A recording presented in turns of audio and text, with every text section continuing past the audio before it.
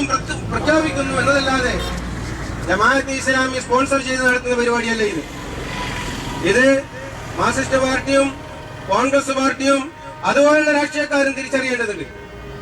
പലപ്പോഴും എന്തെങ്കിലും തെറ്റിദ്ധാരണ വിളിച്ചു കൂവിയാൽ ഈ രാജ്യത്തിലെ ജനങ്ങളെ നിങ്ങൾക്ക് വിട്ടുകളാക്കാൻ സാധിക്കുമെന്ന് ധരിക്കേണ്ടതില്ല.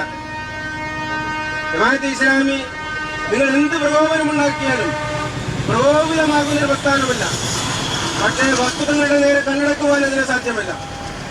നമുക്കറിയാം, വെളുപ്പിൽശാലയിലെയും ചേലോറയിലെയും അതുപോലെയുള്ള മറ്റു പ്രദേശങ്ങളിലുമുള്ള ഈ മാലിന്യ പ്രശ്നത്തിന്റെ നേരെ ജമാഅത്തെ ഇസ്ലാമിയും സോളിഡാരിറ്റിയും SIO-വും GIO-വും അതിന്റെ വനിതാ വിഭാഗവും ഒക്കെ ശക്തമായി പ്രതിഷേധിക്കുകയും പ്രകടനങ്ങൾ നടത്തുകയും അവർക്കൊക്കെ ഐക്യദാർഢ്യം പ്രഖ്യാപിക്കുകയും ചെയ്തിട്ടുണ്ട് എന്നതും കണ്ടറിയേണ്ടതുണ്ട്. ഈ കേവലം പെട്ടിപ്പാലത്തിന് വേണ്ടി മാത്രമല്ല, എവിടെയൊക്കെ പ്രശ്നങ്ങളുണ്ടോ ആ പ്രശ്നങ്ങൾ സത്യസന്ധമാണെന്നും മനുഷ്യന് ജീവിക്കുവാനുള്ള അവകാശങ്ങൾ പുനഃസ്ഥാപിച്ചു കിട്ടേണ്ടതുണ്ടെന്നും മനസ്സിലാക്കിക്കൊണ്ട് ജമാഅത്തെ ഇസ്ലാമി അതിലെല്ലാ പ്രവർത്തകരെയും ഇറക്കിക്കൊണ്ട് ഐക്യദാർഢ്യവും സഹകരണവും ചെയ്തു വരുന്നുണ്ട്. അതിന്റെ ഭാഗം എന്ന നിലയിലാണ് ഈ പെട്ടിപ്പാലത്തും ഇന്ന് ഐക്യദാർഢ്യ സംഗമം സംഘടിപ്പിച്ചത്.